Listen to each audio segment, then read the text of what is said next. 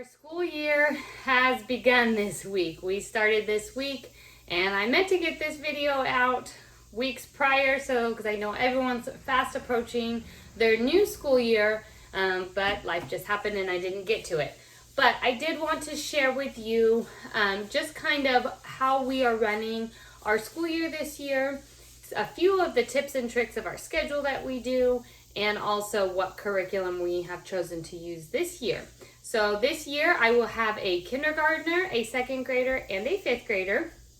So it is the first year that I have all three girls doing school full time and all subjects. So the last couple years, Emily, my youngest, was really wanting to do school. I was really not ready to do school and add another child. So we just did little things here and there. If she didn't want to do it, she didn't. Most times she did. And so we would just do little things, but nothing super formal. So this is the first year that we're actually doing a formal, she's a part of our school schedule, and she's very excited about it. The first thing that I wanted to talk about was how we run our schedule. So we do school Monday through Thursday. We do not school on Fridays. Fridays I use for field trips or things around the house or projects that we need to do. But Monday through Thursday, we have a pretty firm schedule that we use. This year, one of my main goals is to let my schedule be a tool in our day, but not be a slave to it. So I'm a very scheduled person. I like things to be very organized and run very smoothly. And that is a great quality to have, but sometimes that becomes something that is more of a problem than actually helpful. And what I mean is when things aren't going as planned, which will happen, then I find myself being very stressed, very snappy, very wanting things to go just so, and it's not working, and it really bothers me. And so then my relationship side of it is not there, which is a big part of why we homeschool. So that's been a big focus of mine this year. However, we do have a very firm schedule that I have, and then I'm really working on, if things don't work out that way, just being flexible and going with it. So each child has a clipboard, and this year I laminated their schedule. So we just use a dry erase pen, and actually we found these little wet erase pens that have a fine point, so they're easier to work with, and then they just erase it every single week. And basically what this is on their clipboard is every single thing that they're going to do from the time they wake up until bedtime, give or take. Not every single thing, but mostly just kind of a schedule of how their day's going to flow Monday through Thursday. So we wake up at 6:45 on a school day, 6:45 to 7, and they know they need to brush teeth, get dressed, do their hair, and make their beds. That's kind of the first thing they do before they even come out. And then they go right into their morning chores. Now, since we live out here on a ranch, they go outside and do morning chores. They all have a specific animal that they are responsible for, and making sure that they have food and water, and coming and letting me know if something needs to happen. My one daughter that does the chickens also has to collect the eggs. Then they come in and we do breakfast together. One thing we did differently this year that I never did in the past, and I don't know why I didn't do it, is everybody helps with the table chores and the dishes for after breakfast. It used to be before that breakfast was over and then I cleaned everything up and they ran off and played. Well, it's really hard to get them back in. So then I've tried things like journaling or handwriting and things like that for them to go right to the table and do, but a lot of times that still didn't give me enough time to get the kitchen cleaned. So now we all clean the kitchen, so we're all done at the same time. I don't know why I didn't think about this the last 4 years, but going into our 5th year of homeschool, we got it down. So we do that, and then we all go to the couch and start school together. Our goal is to start between 8 and 8:30. Doesn't always happen, but that's our goal. That makes sure that we have plenty of time for any kind of hiccups or a concept that's not isn't getting mastered and they're really struggling with that, if we need to take extra time on that, but that we are still done with school before lunchtime. That's our main goal, is to be done with our book work side of it in the classroom before lunchtime. So then we all go to the couch and we do our Bible time. We do our flag salute. We do praises and prayer. So basically anything throughout the last couple days or the week, if you saw someone doing something and you want to praise them, we kind of take that time to share with each other. The girls love praising me or each other. And then I usually try and find something for each of the girls that I find that they did well, or they did something without me asking or anything like that I can praise them with. And then we have a little Bible curriculum that I will go over what we use during our Bible time. And we also do a read aloud.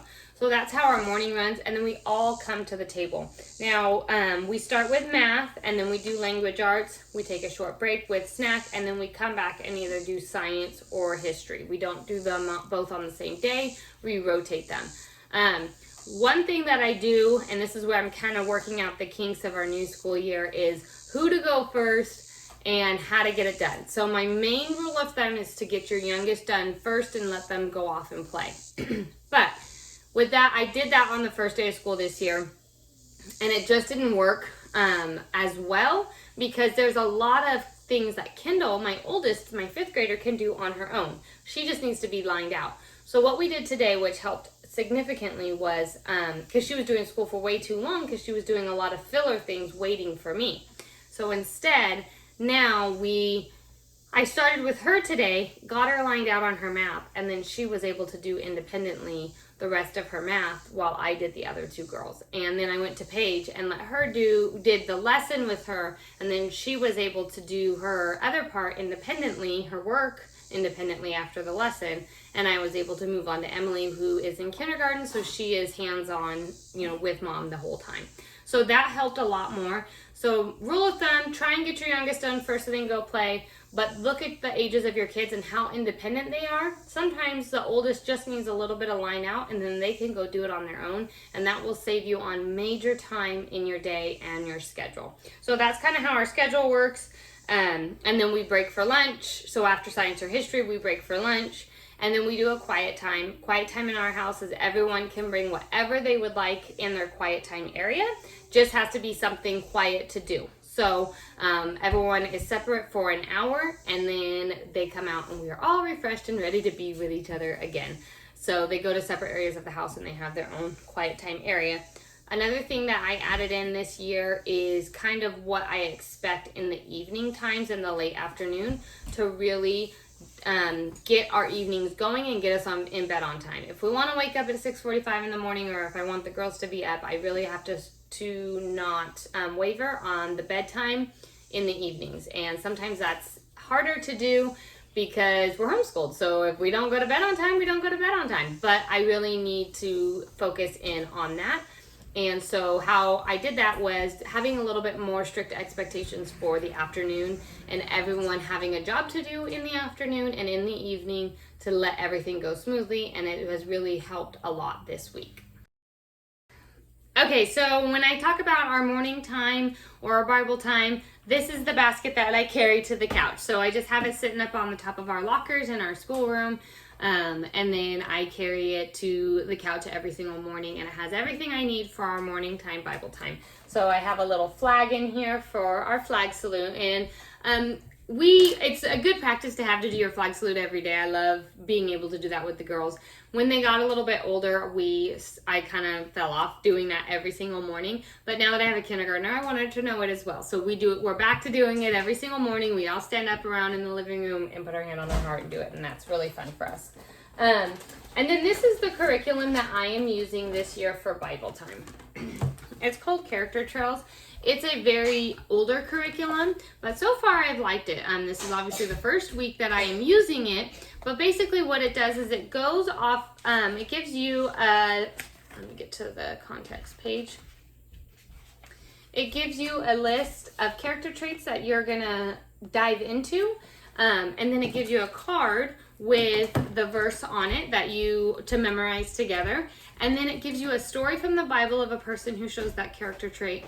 It gives you a person in history with a little story of a person that shares that character trait. And then it also gives you a story with on how that applies to your everyday life. So I really, really like it. It probably won't last us the whole year, but it will give us most of the year. And then it also gave you the stories on CD, so you can also listen to them audibly if you didn't. I got them on christianbooks.com.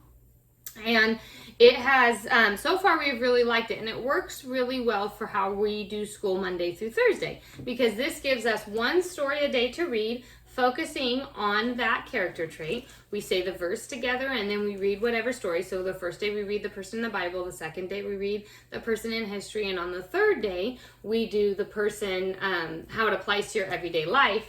And then on Mondays, so we do that Tuesday through Thursday, and then on Mondays I got this book specific to my girls, and this is called Beautiful Girlhood, and I also got it on christianbooks.com. And it is just, it has a whole list of things, but basically how you transition from a girl to a woman. And for us, that fits for our family since I have 3 little girls. And my oldest is 10. And so I really wanted to dive into different topics of transition as she is growing into it. And basically it talks about modesty and dress. It talks about friendships. It talks about all different kinds of things. And it's just short little chapters that you can read and how they apply to your life. Being sincere, the beauty of truthfulness, having a pure heart, choosing life work, how you choose what you want to do in life, getting ready for great responsibility, having a quiet hour, being a Christian, all of those things. And it goes through a short little chapter. And so my goal is to read one chapter a week out of this. Obviously some of this is going to go over my youngest head, but it's mainly for my oldest. But if they get a little bit out of it, great. And then for the other 3 days I do this during Bible time.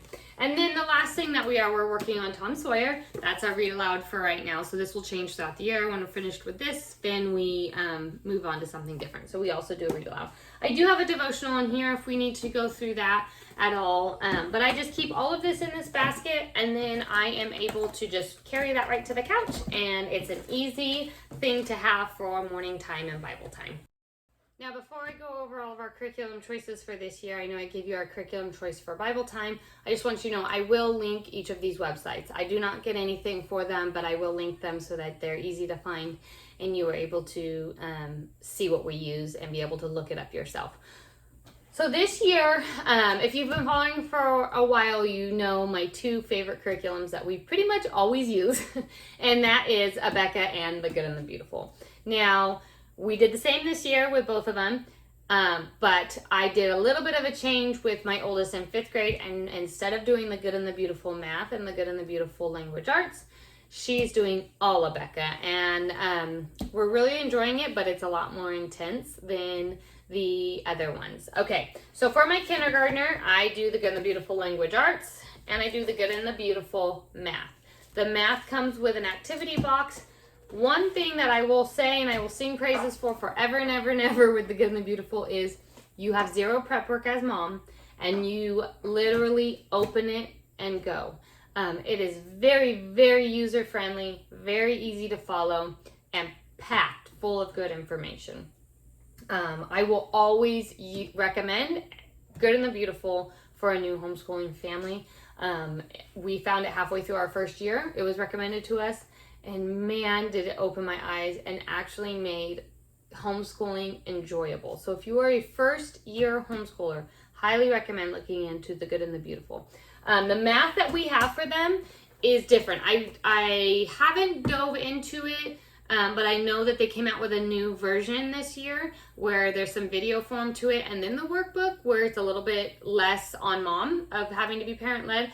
I chose to go with the old version, which is the math activity box, completely parent-led with your workbook, and only because of cost. It was, I think I got this for like $6 or something when the last school year, because they're putting everything on sale because they're going out with a new version. Other than that, and we've already been doing it, so I was used to it. But I've heard good things about the new version. I just have not tried it or looked into it myself. For my kindergartner, also we do Abeka History and Science. Very, very easy. If you don't even want to do those subjects with your kindergartner, I would personally recommend you don't have to. My kindergartner wants all the bookwork and all the subjects her siblings are doing, so I knew I had to get her one. And so we do. But these are really fun, really easy, there's really no lesson plans to it. They're just little workbooks, and you just kind of read a couple pages with them. There's coloring pictures and different things in it. I think in here it's like draw a picture of your family, draw a picture of your house, and the little reading, it's talking about your community. Super easy, super fun, takes less than 10 minutes to do. For my second grader, I've done the same thing. I'm doing the Good and the Beautiful Language Arts and the Good and the Beautiful Math. Again, I chose to stay with the old version, but they have a newer version out. It might even be simpler than this, which really, honestly, I can't say enough about how simple to follow this curriculum is.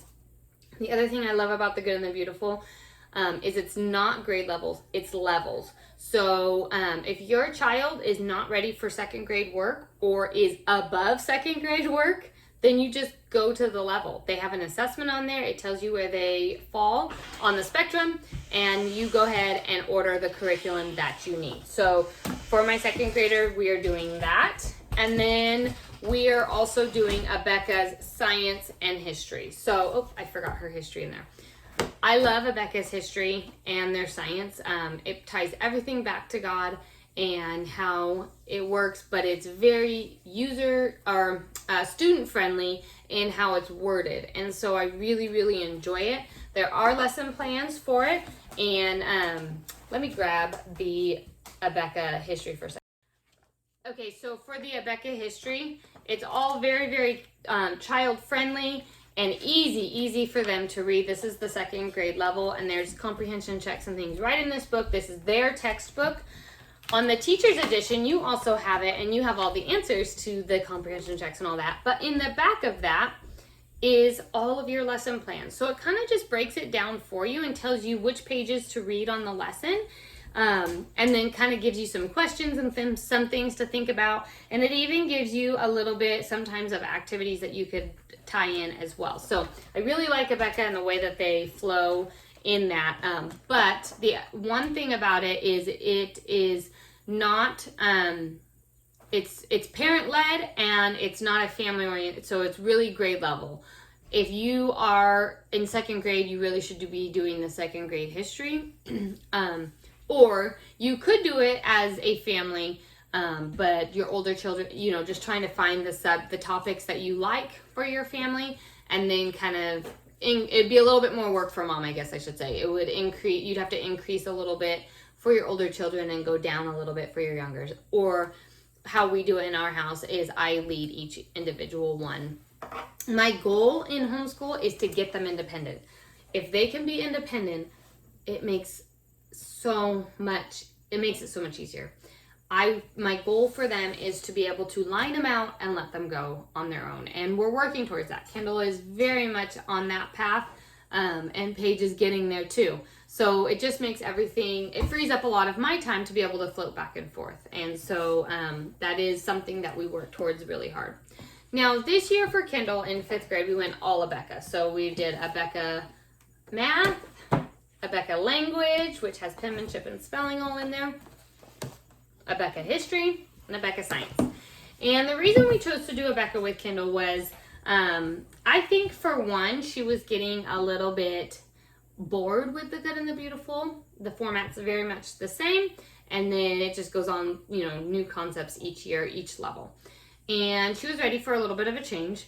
One of the things that she feels like she's missing out, we'll see how long it lasts this year, she really wants homework. And so I told her, I'm like, all your work is at home, but she really wants homework. So Abeka has a homework assigned as a part of their lessons. Now she understands that I don't care about homework. I don't care about the added work. If she wants to do it, great. And that she likes to do it during quiet time. So during her quiet time, she usually does homework. And that's fine with me. I told her also that if she chooses not to do it, she doesn't have to. I don't think that it's necessary, but she wants to do it. So that was another reason why we switched. And then also, it's a lot more strenuous book work. And my children love book work.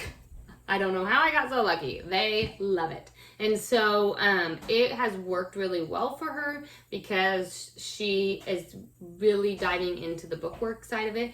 And it also is a lot more meticulous. So like there's penmanship and things that you really have to work at, and they have you do it strongly. So we're trying that out this year. She was really excited about it.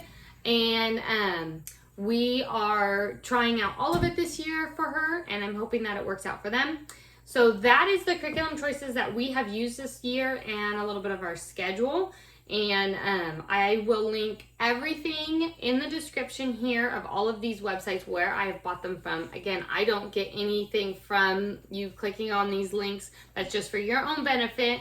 And I hope that you gained a little bit from this and that you were able to take some of our schedule and fit it and apply it to your life, and maybe try some of these different curriculums that I have been using myself, because we really enjoy them. I hope you guys have a blessed school year, whatever path you choose to do with your kids, and I'll see you next time. Take care.